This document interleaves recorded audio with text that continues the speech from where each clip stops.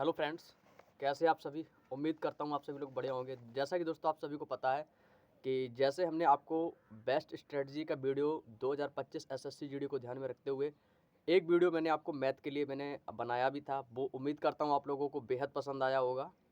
और क्या क्या मैथ में आपको चीज़ें पढ़नी हैं वो मैंने आपको सारी चीज़ें बता दी हैं।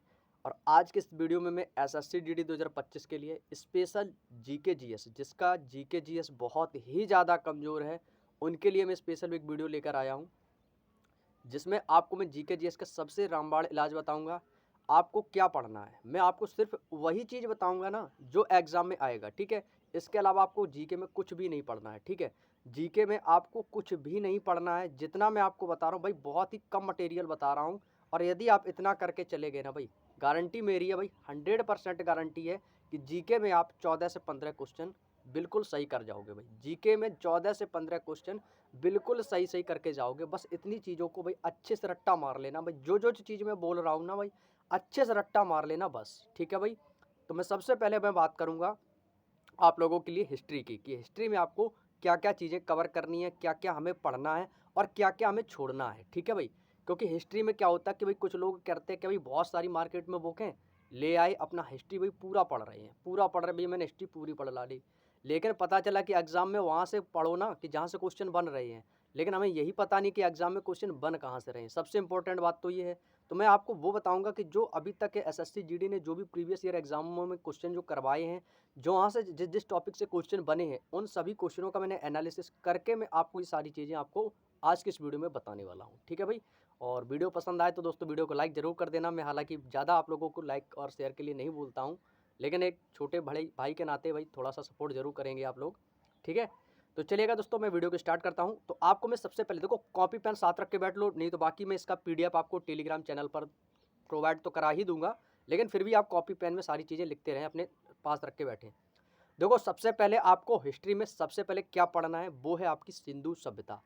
जी भाई, सिंधु सभ्यता बहुत इंपॉर्टेंट पॉइंट है। यहाँ से एक क्वेश्चन एसएससी जीडी जरूर पूछेगा आपके एग्जाम में।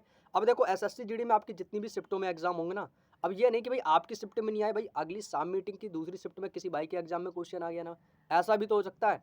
तो आपकी जितनी भी शिफ्टें होंगी ना भाई, वहाँ से सिंधु सभ्यता के एग्जाम सिंधु सभ्यता के चैप्टर से क्वेश्चन जरूर बनेगा आपका, ठीक है। इसको अच्छे से पढ़ लेना सिंधु सभ्यता के बारे में। जो भी आपके पॉइंट्स, जो भी आपके पास बुक हो या आपके पास येलो बुक है तो बहुत अच्छी बात है, ठीक है। जो भी आपके पास लेटेस्ट बुक हो उससे सिंधु सभ्यता अच्छे से रीड कर लेना, अच्छे से रट्टा मार लेना भाई। इसके बाद हिस्ट्री में आपको मैं बताऊंगा जैन धर्म और बौद्ध धर्म के बारे में, ठीक है भाई। जैन धर्म के संस्थापक, बौद्ध धर्म के संस्थापक और जैन धर्म के अनुयायी और बाकी के आपके जैन धर्म में जितनी भी दोस्तों आपकी घटनाएं हुई हैं, बौद्ध धर्म में आपके जितनी भी घटनाएं हुई हैं, बौद्ध धर्म के ग्रंथ को क्या कहा जाता है, जैन धर्म के ग्रंथों को क्या कहा जाता है, ये छोटे छोटे क्वेश्चन है। हालांकि ये सारी चीज़ें ऑलरेडी आपको पता होंगी।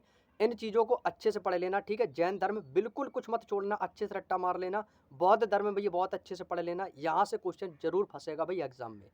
अब यहाँ से आपको दो चीज़ें कंप्लीट होने के बाद मैं आपको तीसरा पॉइंट बता रहा हूँ, दिल्ली सल्तनत। भाई दिल्ली सल्तनत के बारे में ना हिस्ट्री से question SSC GD special exam में जरूर बनता है आपके, ठीक है भाई। इसको अच्छे से कवर कर लेना भाई, ठीक है। इसके बाद आता है दोस्तों आपका विजयनगर साम्राज्य, ठीक है भाई। विजयनगर साम्राज्य की नींव किसने रखी है, और विजयनगर साम्राज्य में आपके जितने भी दोस्तों आपके पॉइंट्स बनेंगे ना भाई, उनको अच्छे से रीड कर लेना, रट्टा मार लेना भाई, ठीक है। अभी आपके पास समय है लगभग 40 से 42 दिन का आपके पास समय है एसएससी जीडी को लेकर। और जीके जीएस का इतना जो मटेरियल आज मैं लेकर आया हूँ भाई, बहुत मेहनत लगी है वीडियो बनाने में। इन सभी चैप्टर्स को भाई एनालिसिस करने के लिए मुझे बहुत मेहनत करनी पड़ी, तब जाके दोस्तों ये मैं आप लोगों के लिए सारे पॉइंट्स लेकर आया हूँ। तो प्लीज़ वीडियो को लाइक कर देना, ठीक है। चलिएगा, ठीक है। विजयनगर साम्राज्य अच्छे से पढ़ लेना। इसके बाद आपको पढ़ना है अंग्रेज़ों का आगमन, ठीक है, कि अंग्रेज़ भारत कब आए। और हमारी अंग्रेज़ जब भारत आए थे तो अंग्रेज़ों के जब भारत आगमन के में आपकी कौन कौन सी क्रांतियाँ हुई, जैसे कि 1857 की क्रांति, ठीक है। और बक्सर का युद्ध कब हुआ, ठीक है, बांडीवास का युद्ध कब हुआ। और मैं आपको बता दूं, जितने भी इतिहास में युद्ध हुए हैं ना भाई, युद्ध कब हुए, किनके किसके बीच लड़ा गया, भाई बहुत अच्छे से पढ़ लेना, ठीक है। यहाँ से क्वेश्चन बहुत बनते हैं आपके एग्जाम में कि बक्सर का युद्ध कब हुआ, किसके और किसके मध्य हुआ, ठीक है। और आपका 1857 की क्रांति के बारे में अच्छे से रीड कर लेना। यहाँ से बहुत ज़्यादा क्वेश्चन आपके एग्जाम में बनते हैं, ठीक है भाई। इसके बाद आपको पढ़ना है आंदोलन। भाई जैसे कि आपके आंदोलन हो गए, जैसे सबने अवज्ञा आंदोलन हो गया, असहयोग आंदोलन हो गया, यानी कि जो कि महात्मा गांधी के द्वारा जितने भी आंदोलन कराए गए थे ना भाई उन सभी को पढ़ लेना। भारत छोड़ो आंदोलन की शुरुआत का भाई, सबने अवज्ञा आंदोलन, असहयोग आंदोलन, ये आपके कुछ आंदोलन है भाई। आंदोलन जितने भी आपके बुक में मिले, ठीक है, लेकिन सबने अवज्ञा, असहयोग और भारत छोड़ो आंदोलन, ये तो कंप्लीट करके ही जाना है आपको। अच्छे से रट्टा मार लेना मेरे भाई, मेरे कहने से मैं कह रहा हूँ एग्जाम में जरूर क्वेश्चन यहाँ से बनेगा। इसके बाद आपको पढ़नी है कांग्रेस की स्थापना कब हुई थी और किसने की थी और कहाँ पर हुई थी, और कांग्रेस के सभी सम्मेलन, जो भी आपके सम्मेलन हुए, किसने किस सम्मेलन में भाग लिया, किसने नहीं लिया है, इसके बारे में अच्छे से पढ़ लेना भाई, ठीक है। कांग्रेस की स्थापना और उनके सम्मेलनों के बारे में भाई बहुत अच्छे से पढ़ के जाना मेरे दोस्त। अब मैं बात करता हूं दोस्तों प्रमुख संस्थाओं की स्थापनाएं, ठीक है भाई। इतिहास में क्या होता है, जितनी भी आपकी संस्थाएं हैं, जैसे कि आर्य समाज है, ब्रह्म समाज है, प्रार्थना समाज है, प्रार्थना समाज के संस्थापक कौन थे, आत्माराम पांडुरंग, ठीक है भाई।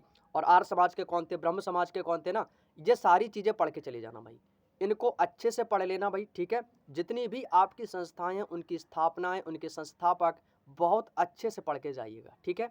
अब और हिस्ट्री में और क्या क्या पढ़ना है भाई, ठीक है। महत्वपूर्ण विद्रोह पढ़ लेना भाई, विद्रोह से क्वेश्चन 100% बनेगा भाई, विश्वास करिए मेरा, एग्जाम में क्वेश्चन जरूर बनेगा। जैसे कि आपका मोपला विद्रोह हुआ, संथाल विद्रोह हुआ, मुंडा विद्रोह हुआ, ये आपको कुछ देखो। मोपला विद्रोह बहुत पूछा गया भैया, बहुत बार एग्जाम में पूछा गया, मैंने प्रैक्टिस सेट भी देखे हैं ना भाई, बहुत बार पूछा गया मोपला विद्रोह।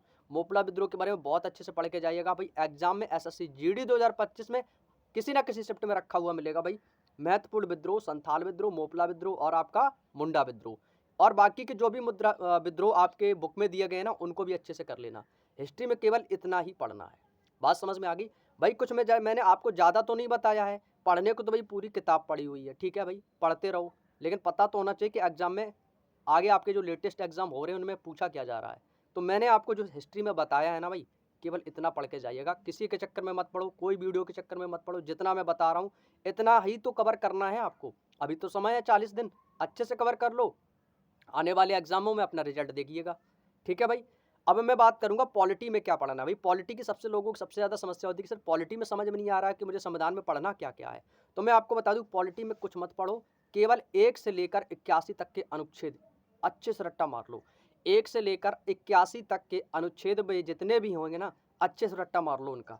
इसके बाद भाई प्रमुख रिट पढ़ लेना भाई, 5 प्रकार की रिट जारी करता है सुप्रीम कोर्ट, कितने प्रकार की, 5 प्रकार की, और इसके बाद हाई कोर्ट आपकी 6 है ना। जितनी भी रिटें हैं ना, वे रिटों से क्वेश्चन जरूर बन जाएगा आपके एग्जाम में, बहुत इंपॉर्टेंट है, ये पढ़ के चले जाना भाई।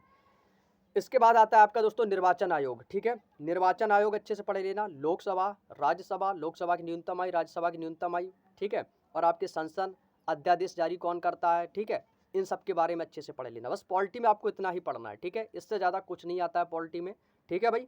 एक बार मैं फिर से रिपीट कर देता हूँ कि पॉलिटी में आपको क्या क्या पढ़ना है। 1 से लेकर 81 तक के अनुच्छेद पढ़ने हैं आपको, ठीक है, और सुप्रीम कोर्ट की रिट और आपकी हाई कोर्ट की रिट, निर्वाचन आयोग पढ़ना है, लोकसभा, राज्यसभा, संसद और आपके अध्यादेश, इन सभी चीज़ों को आपको पढ़ के जा रहा है, ठीक है। अच्छे से रट्टा मार लेना भाई, ठीक है, मैं बार बार आपसे कह रहा हूँ भाई, किसी भी हालत में ये सारी चीज़ें आपकी छूटनी नहीं चाहिए, इनको अच्छे से पढ़ के जाना है। अब मैं बात करता हूँ इकोनॉमिक्स की। इकोनॉमिक्स में बात करता हूँ, इकोनॉमिक्स में तो कुछ खास ज़्यादा चीज़ें नहीं पूछता है, मैं इसमें से आपको 4 से 5 चीज़ें बताऊँगा कि जो कि आपको इकोनॉमिक्स में पढ़ना है, इससे ज़्यादा कुछ मत पढ़ना मेरे भाई, बस इतनी चीज़ों को पढ़ के चले जाना। मैं कह रहा हूँ भाई एग्जाम में 20 क्वेश्चन आएंगे भाई, 14 से 15 आराम से कर जाओगे भाई, हर स्टूडेंट 14 से 15 करके जाएगा, बस विश्वास रखिएगा और अपनी मेहनत पर विश्वास रखिएगा, और जो मैं आपको बता रहा हूँ इसको बस अच्छे से तैयार कर लेना भाई। इसमें बस चूक मत करना कि भाई ये मेरा छूट गया, ये मैंने पढ़ नहीं पाया भाई, इसमें से सब कुछ अच्छे से पढ़ के जाइएगा, मेरा विश्वास रखिए। मैं कह रहा हूँ, मैं भाई बता रहा हूँ 14 से 15 आराम से बन जाएंगे भाई, थोड़ा सा विश्वास रखिए भाई मेरे ऊपर। और बाकी जब एग्जाम दे के आओगे ना भाई, वीडियो के लास्ट में कमेंट करके जरूर बताना कि हाँ सर एग्जाम में मेरे क्वेश्चन आया था। अब देखो इकोनॉमिक्स में मैं बता रहा हूँ RBI, reserve bank of India की स्थापना कब हुई, इसका मुख्यालय कहाँ पर है, इसके बारे में पढ़ लेना, इसका राष्ट्रीयकरण कब हुआ, इसके अध्यक्ष कौन है और सबसे बड़ी मुद्रा क्या है, ठीक है भाई, इसको अच्छे से तैयार कर लेना, ठीक है। इसके बाद मैं बता रहा हूँ विमुद्रीकरण, विमुद्रीकरण के बारे में अच्छे से पढ़ के जाइएगा, आपकी बुक में एक हेडिंग भी पड़ी होगी विमुद्रीकरण, उसके बारे में जितने भी आपके पॉइंट्स देख रहे होंगे बुक में, अच्छे से रीड कर लेना भाई, कोई दिक्कत नहीं होगी।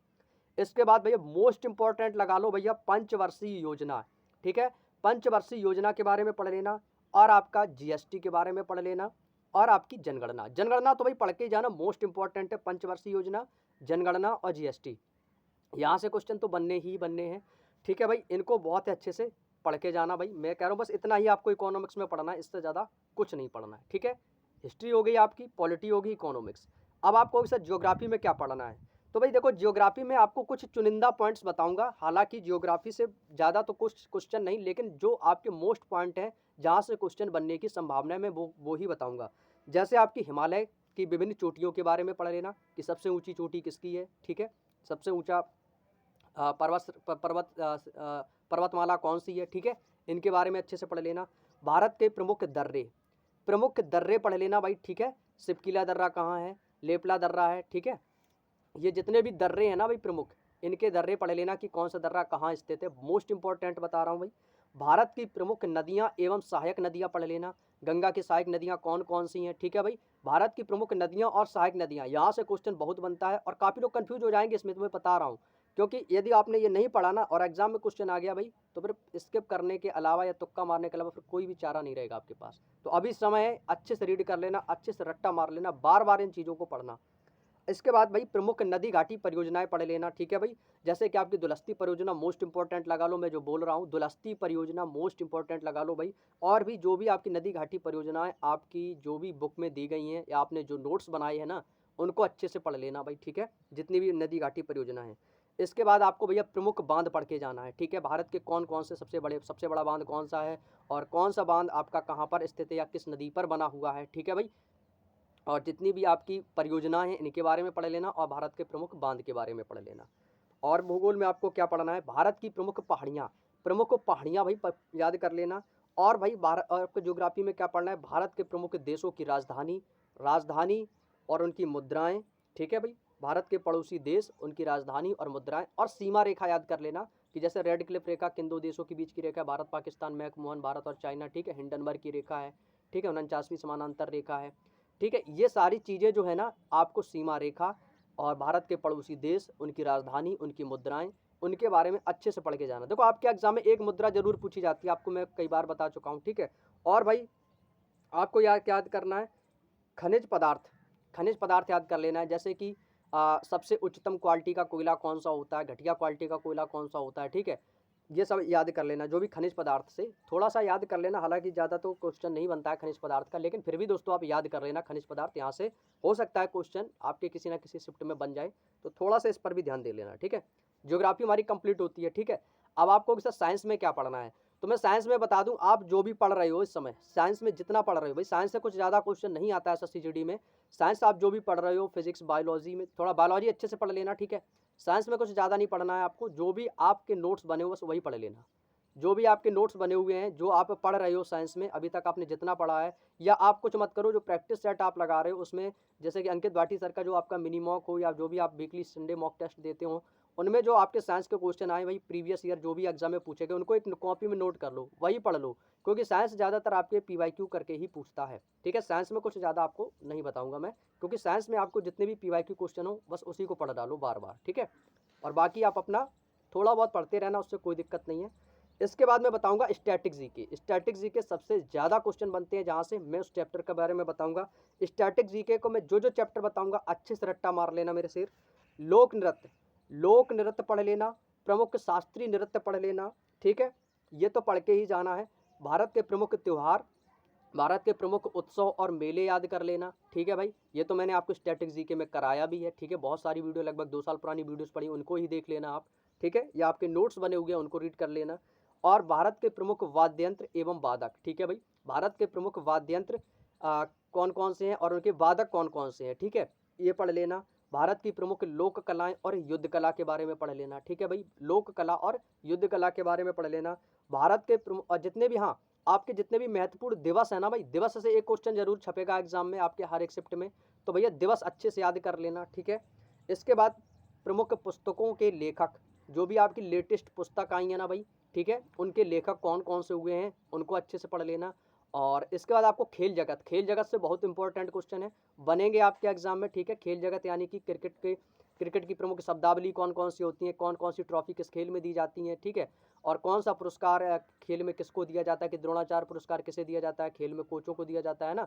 तो ये खेल जगत से बहुत सारे क्वेश्चन आपको देखने को मिलेंगे, ठीक है। जैसे कि पोलो में खिलाड़ियों की संख्या कितनी होती है, वाटर पोलो में कितनी होती है, रग्बी फुटबॉल में कितनी होती हैं, तो ये सब चीज़ें आपको थोड़ा सा खेल जगत पर भी ध्यान देना है और इनको अच्छे से पढ़ के जाइएगा, यहाँ से भी आपको क्वेश्चन बनेंगे। स्ट्रैटेजी के इससे ज़्यादा आपको कुछ नहीं पढ़ना है, केवल इतनी ही चीज़ें आपको पढ़ के जाना है। मैंने आपको भाई बहुत ही कम स्टडी मटेरियल बताया पढ़ने के लिए, और यदि आप ये करके जाते हो, मैं कह रहा हूँ 14 से 15 किसी ने नहीं रोके हैं, आराम से क्वेश्चन बनेंगे आपके, 14 से 15 बन जाएंगे। बस इनको बार बार अच्छे से पढ़ लेना, अच्छे से रट्टा मार लेना, ठीक है। अब मैं इसके बात करता हूँ आपके करंट अफेयर्स की। भैया करंट अफेयर्स और बता दो कि करंट अफेयर्स में क्या पढ़ना है। भाई सबसे ज़्यादा टेंशन तो उसी की होती है, तो भाई करंट अफेयर्स की भी टेंशन मत लेना, ठीक है। एक दो क्वेश्चन नहीं आएंगे ना तो उससे कोई फर्क नहीं पड़ेगा, लेकिन बाकी में आप अच्छा स्कोर करना पड़ेगा आपको, ठीक है। करंट अफेयर्स में आप कुछ नहीं करना है, पिछले 8 महीनों का जितना भी आपके पास कंटेंट लिखा हो या आपके पास कोई भी करंट अफेयर्स की बुक हो, तो पिछले 8 महीने की जितनी भी करंट के क्वेश्चन हो मंथ वाइज, हर पर डे का 10 क्वेश्चन निकालो, ठीक है। पर डे का 10 क्वेश्चन निकालो, महीने के 8 महीने के जितने भी क्वेश्चन हो उनको आप अच्छे से पढ़ लो। भैया देखो करंट की कोई गारंटी नहीं ले सकता है कि भैया करंट का हाँ ये क्वेश्चन पढ़ लो आ ही जाएगा। मैं आपको केवल एक बता सकता हूँ कि आप पिछले 8 महीने का याद कर लो, वहां से क्वेश्चन यदि करंट का आता है तो वही 8 महीनों के ही पिछले क्वेश्चनों से बन सकता है, ठीक है। तो करंट में कुछ ज़्यादा नहीं, पिछले 8 महीने का करंट आप पढ़ लीजिएगा, और बाकी का मैंने जो हिस्ट्री, पॉलिटी, इकोनॉमिक्स और ज्योग्राफी और आपका स्टैटिक जीके में बताया, यदि आप इन सभी चैप्टर्स को कवर कर लेते हो तो भाई 14 से 15 क्वेश्चन आने में कोई दिक्कत नहीं होगी, ठीक है भाई। तो उम्मीद करता हूँ आज का जो वीडियो स्पेशल जीके जीएस में आप लोगों की सबसे ज़्यादा रिक्वायरमेंट आ रही थी कि सर जैसे आपने मैथ का वीडियो बताया है वैसे जीके जीएस का भी बता दो। तो भाई जीके जीएस में केवल आपको इतनी ही चीज़ों को तैयार करके जाना है, इससे ज़्यादा आपको कुछ नहीं करना है, ठीक है। कोई भी आपको बोले भैया ये पढ़ लो, नहीं ये नहीं आएगा वो आएगा, भाई किसी के चक्कर में मत पढ़ो, समय वेस्ट हो जाएगा आपका। इतना समय आप लोगों को केवल जो चीज़ें मैंने आपको बताई है ना, केवल इतने पॉइंटों को ही आप अच्छे से रीड कर लो, भाई एग्जाम में 14 से 15 आराम से आ जाएंगे, ठीक है। और मेरी एक छोटी सी गुजारिश आपसे ये है कि भाई इस चैप्टर को पढ़ लेना एक बार अच्छे से। मैं बार बार यही कह रहा हूँ कि भाई पढ़ के जाना, पढ़ के जाना, और ना याद हो रट्टा मार लेना भाई, 2-3 बार अच्छे से रट्टा मारना कि भैया ये तो मुझे याद करके हर हाल में जाना ही है। बाकी आप अपना एक्स्ट्रा एफर्ट जितना लगा सकते हो वो उतना आपके लिए बेस्ट होगा, और बाकी मैं जो बता रहा हूँ इनको जितना ज़्यादा हो सके उतना ज़्यादा पढ़ के जाइएगा भाई। विश्वास रखिए, अपने ऊपर रखिएगा, थोड़ा मेरे ऊपर भी विश्वास बनाए रखिएगा, तभी दोस्तों आगे चल के आपको ज़रूर सफलताएं मिलेंगी। और बाकी आपको किसी भी चीज़ को लेकर प्रॉब्लम हो तो आप हमें कमेंट बॉक्स में ज़रूर बता दीजिएगा। और आप लोगों की यदि रिक्वायरमेंट हो तो हिंदी के लिए हम कौन कौन चैप्टर को पढ़ें, रीजनिंग में कौन कौन से चैप्टर पढ़ने हैं, तो हालांकि हिंदी रीजनिंग तो भाई बेसिक है। यदि आपको लगता है कि सर मुझे हिंदी में भी प्रॉब्लम हो रही है, रीजनिंग में भी प्रॉब्लम हो रही है, उस पर भी एक वीडियो बना दीजिएगा जैसे आपने जीके और मैथ का बनाया है। तो भाई आप हमें कमेंट करके बता देना कि भाई इस सब्जेक्ट में हमें प्रॉब्लम हो रही है तो उसके लिए हम क्या करें, ठीक है भाई। यदि मुझे आवश्यकता होगी आपके कमेंट के अनुसार तो मैं हिंदी पर भी एक वीडियो बना के आपको अपलोड कर दूंगा कि हिंदी में आपको क्या क्या पढ़ना है, ठीक है भाई। चलिएगा हिंदी का लिए भी बना दूंगा, ठीक है। आप लोग बताइएगा जैसा रिक्वायरमेंट होगी आपकी कमेंट के अनुसार आपको मैं बता दूंगा, ठीक है भाई। और जीके जीएस में मैंने जितना बताया ना भाई इतना करके जाइएगा, आप लोग विश्वास रखिएगा, 14 से 15 क्वेश्चन आ जाएंगे जीके में। भाई 20 क्वेश्चन आते हैं, 14-15 कर दिए भाई, बहुत बड़ी बात है भाई, ठीक है। तो चलेगा मेरे दोस्त, आप लोगों का प्यार ऐसे ही बना रहे। और भाई सबसे पहले मैं आपको एक बात और बताना चाहूँगा कि यदि आप लोगों को मेरी वीडियोस पसंद आती हैं, ठीक है भाई, तो प्लीज़ वीडियो को लाइक ज़रूर कर दिया करो, और आपके जो भी फ्रेंड हैं जो भी आपके साथ तैयारी कर रहे हैं उनके भी साथ शेयर कर दिया करो। और आप लोगों को यदि वीडियो अच्छा लगा हो तो भाई कमेंट करके ज़रूर बताइएगा कैसा लगा। और आप लोगों के लिए भाई ये वीडियो बनाने के लिए मुझे सबसे ज़्यादा मेहनत करनी पड़ी, इतनी तो मुझे मैथ में मेहनत नहीं करनी पड़ी जितनी इस वीडियो को बनाने के लिए, इतना सारा कंटेंट ढूंढने के लिए मुझे इस वीडियो में सबसे ज़्यादा मेहनत करनी पड़ी। तो भाई प्लीज़ मेरी मेहनत पर आप लोग ज़रूर खरे उतरेंगे, मैंने जो चीज़ें बताई ये ज़रूर आप लोग अच्छे से कंप्लीट करेंगे और इस बार एसएससी जीडी में आप लोग ज़रूर सफल होंगे। तो मेरी सारी शुभकामनाएं आप लोगों के साथ में है, ठीक है भाई। तो चलेगा आज की वीडियो में इतना ही, मिलते हैं नेक्स्ट वीडियो में, तब तक के लिए सभी को जय हिंद, जय भारत, वंदे मातरम।